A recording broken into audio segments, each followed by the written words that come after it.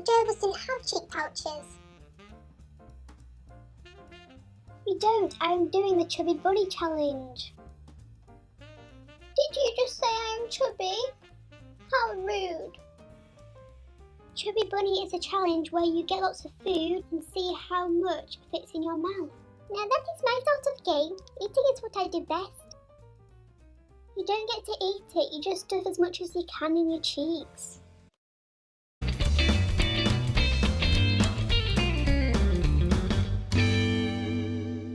Today's how-to is going to be all about setting up your rabbit's cage. Now unfortunately the vast majority of rabbits are kept in something a little bit like this. This is becoming very outdated though, because rabbits have very little enrichment here. You cannot fulfill their needs and it's quite a boring life for them.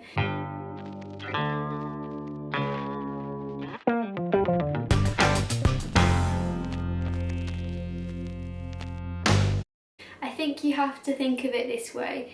If there was a cat in one of those cages, would it be right? And the answer is no, obviously. So it's no different for a rabbit. Rabbits need lots of exercise, lots of space, as much as you can provide for them.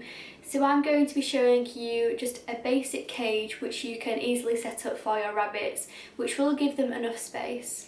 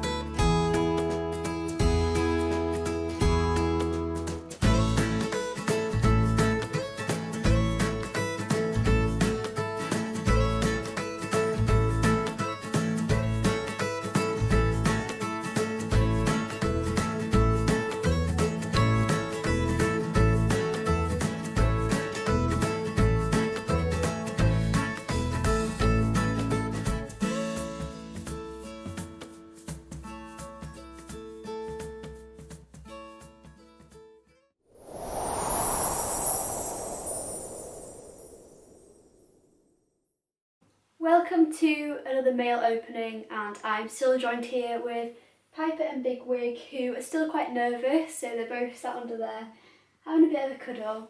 So I'm going to get answering your questions. The first question is from Grace. She has two rabbits called Bean and Oliver. So Oliver is a very picky rabbit. He's fussy with his food and he only eats some pellets and vegetables, and he's not fussed about anything else.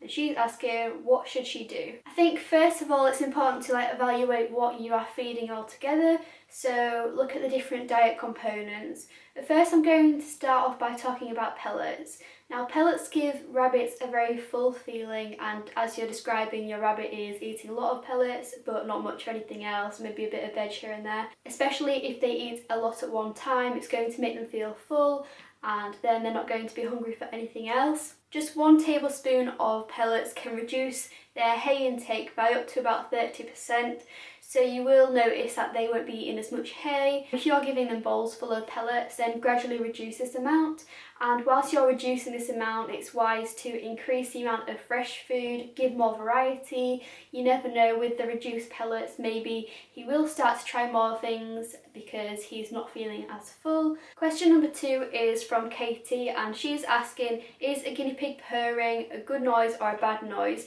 Now this has different opinions, but I'm going to be telling you about what I have researched. The most common reason that they purr is to calm themselves down. For example, if they hear a noise which they're unfamiliar with, like if you're rattling keys or something, or they hear a noise they're unfamiliar with, I don't know, like kitchen foil or anything like that, then they generally make this purring sound to calm themselves down. That's just their way of trying to relax and trying to de-stress themselves.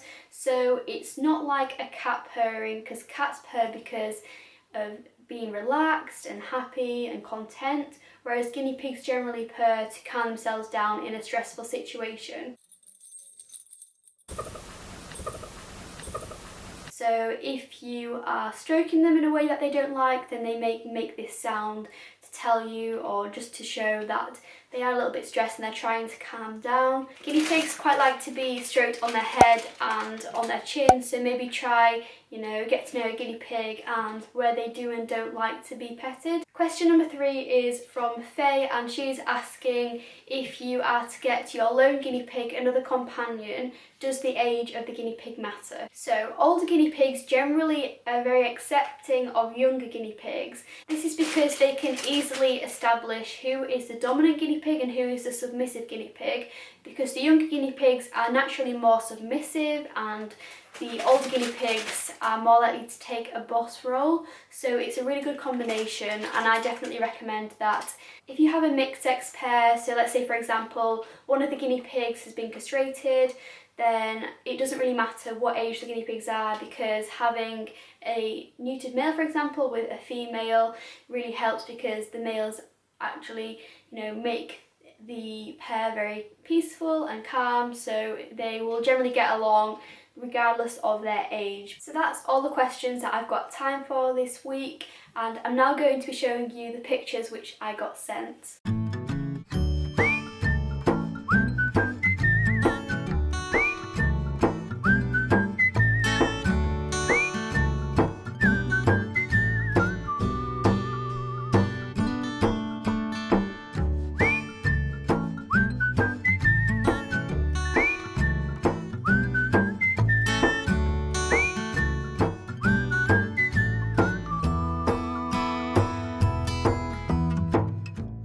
For a chance to be featured in the next video, send a picture of your pet or a question to petspalacetv@gmail.com. Now remember to include your first name and your pet's name if you're sending the pictures.